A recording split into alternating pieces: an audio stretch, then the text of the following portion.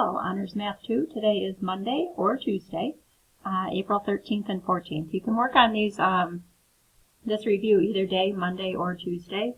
Just so you know, Tuesday afternoon I am going to have a Zoom meeting in case you want to ask any questions for our assessment this week. So Tuesday afternoon at 2 o'clock I'm going to have a Zoom meeting in case any of you want to join and ask specific questions. Alright, so anything you can get done before then would be helpful. Let's see. If it's possible to print this out, it would be easier to work through with the graph, but if you want to do this on loose leaf, that's perfectly fine. We're going to work through all four of our conic sections. We started with circles. After a circle, we moved on to a parabola defined in terms of distance, and then we saw our ellipse, and last but not least, our hyperbola for our four conic sections. So what's helpful now is to start to notice which of our conic sections is this. Is it a circle, a parabola, an ellipse, or a hyperbola? And then we have to think about what the important information is for that conic section. Take a moment and look. But I notice that this conic section only has a y squared. If it only has one term squared and not both of them squared, it is a parabola. And then I noticed, does this parabola open up, down, or left, right? Notice that y is squared. So the standard equation, or the vertex form for this parabola, will be an x equals plus or minus 1 over 4p y minus k squared, since the y term is squared, plus h. If it's an x equals, that's my non-function, and it's going to open left or right. Okay, so let's start to put this in vertex form and decide if it opens left or right. It would be helpful if you pause and start to rearrange that equation. Okay, to get this vertex form, I keep my x term on the left. I move everything else to the right. I factor out a negative because I never complete the square with a coefficient. What number completes my square? That would be a positive 9. Actually affected this side of the equation by a negative 9. And then get rid of it on the same side. This equation becomes 8x is equal to negative y minus 3 squared plus 32.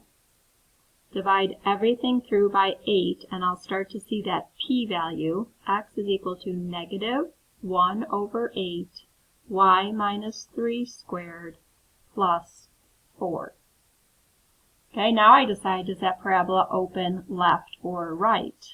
Right opening is standard, left opening is reflected. So because that is a negative coefficient, my parabola is going to open left.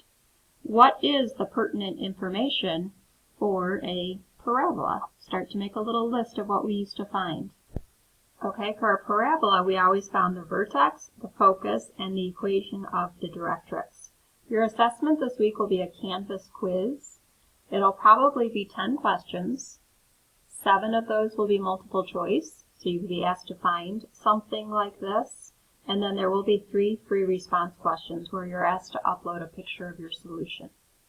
Alrighty, so let's see. The vertex I can find from the equation. The x-coordinate of the vertex is 4. The y-coordinate of that vertex, that k value, is 3. So I plotted my vertex of 4, 3.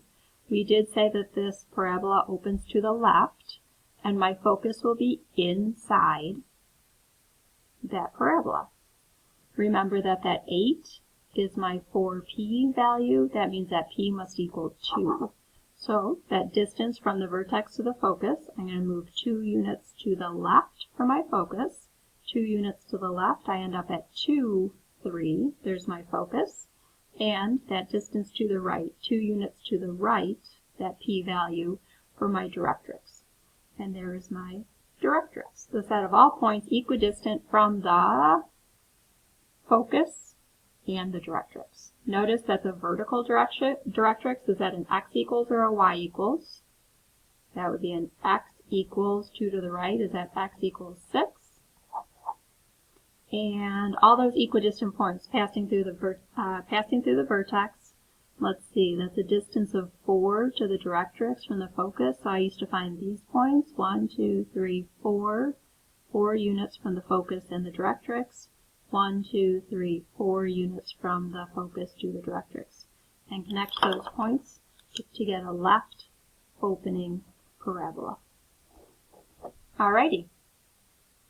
Start to identify and pause the video for a moment. What conic section is this next thing? Is it a, what was it, circle, ellipse, or hyperbola? I'll pause. Okay, we have an x squared and a y squared, so it's a circle, ellipse, or hyperbola.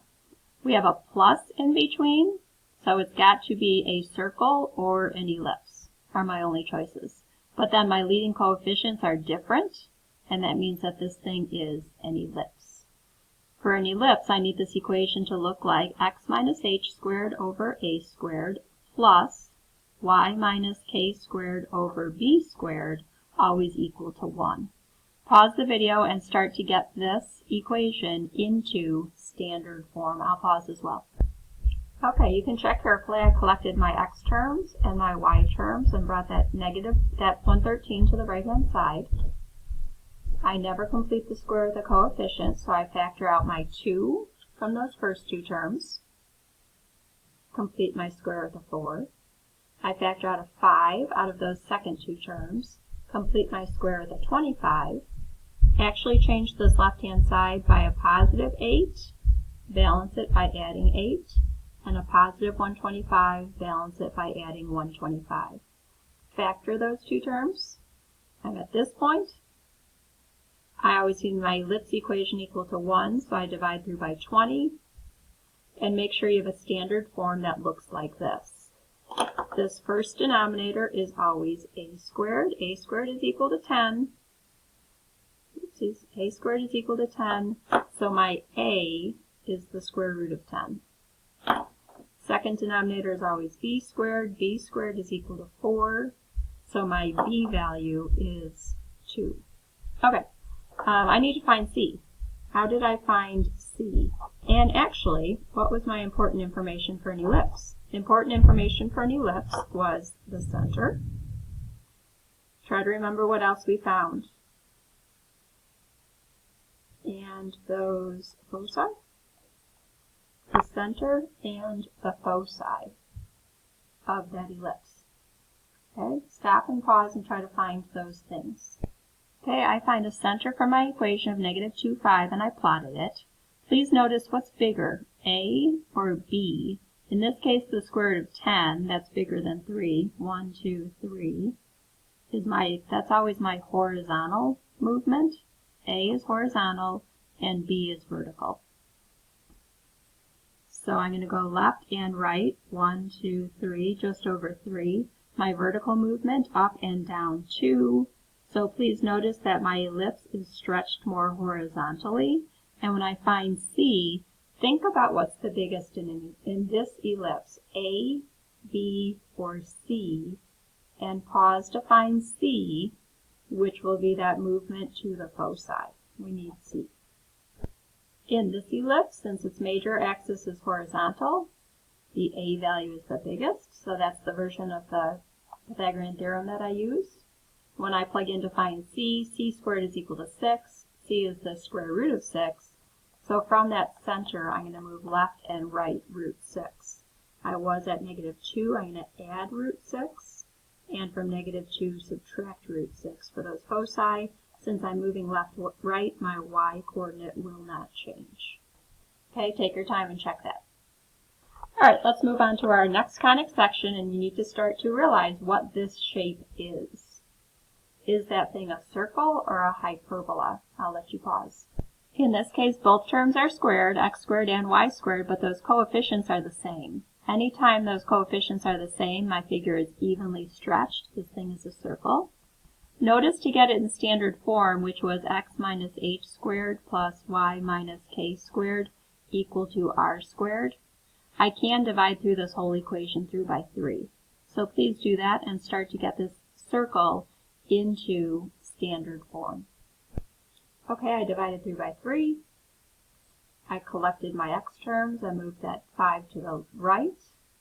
I completed my square and balanced. I factored. And I think about what the important information was for a circle. Remember, looking at that standard equation, I always found the center and the radius. Pause, find those two things, and sketch your circle. Okay, please check. I got a center of 4, 0, radius is root 11, and there's the sketch of my circle. All right, last but not least, you can probably guess that this thing is a hyperbola. Okay, so let's notice something about our hyperbola. The reason it is I've got an x squared and a y squared, and I've got subtraction. Anytime I have that subtraction then of those squared terms, I have a hyperbola. Are my branches then going to be opening left, right, or up, down? Okay, so then I start to notice which one is positive. Since the y squared is positive, just like the y-axis, y squared is positive, like the y-axis, my branches for my hyperbola are going to be opening up, down. So then I need this in my standard form for a hyperbola, which is y minus k squared, since y is positive, over a squared, minus x minus h squared over b squared equal to 1.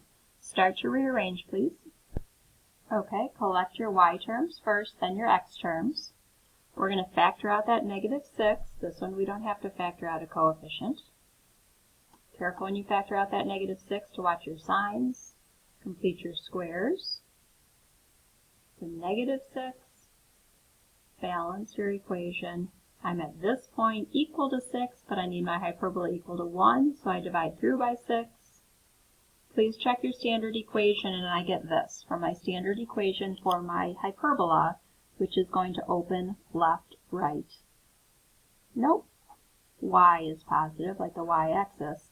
My branches are going to open up, down. Please start to find your A, B, and C values as good review, and think about the important information for our hyperbola while I start to list it. I got a center of positive 1, negative 3. A is always the distance to the vertices, so I'm going to go up root 6, which is bigger than 2, and down root 6, which is bigger than 2, from my center. X coordinate will stay the same. From negative 3, I'm going to go up root 6 and down root 6. Think about what's the biggest in a hyperbola, A, B, or C, and take a moment and find C to find those foci. Okay, in a hyperbola, since the foci are inside the branches, C is always the biggest. When I solved for C, I got root 7. So from the center, my 1 stays the same for the x coordinate. From that coordinate of negative 3, I'm going to go up root 7 and down root 7. The only thing I've left to find is the equations of my asymptotes. Stop and remember the slopes of your asymptotes. And then I'm going to plug the center in as my point and write the equations of my asymptotes. So the center was at 1, negative 3. Pause and find the slopes of your asymptote. Since I'm going up, that's my rise, which is my A value, root 6. And my run must be my B value, which was 1. And the slopes of my asymptotes are plus or minus root 6. Plus or minus root 6. Plug in the point, which is my center. And here's the equations of my asymptotes. Oops, minus 1. Alrighty. When I plot my asymptotes, I get a pretty narrow opening hyperbola. Good review, write the equation of a circle whose endpoints of diameters, please fill those in, negative 11, 4 and negative 7, 22. And I need an x minus h squared plus y minus k squared equal to r squared. See what you come up with. Okay, using those two ordered pairs to find the center, I averaged the x's and averaged the y's. Check your work. I found a center of negative 9, 13. Plugged that into my equation so far. We did this one together, if you remember. Now, how did we used to find r squared? I'll let you think for a moment. Okay, at this point, most of us used to plug in one of those points to find r squared. I plugged in this first point for negative 11, positive 4. I got r squared is equal to 85, and that's all we needed. See you Tuesday for our Zoom meeting if I can help you.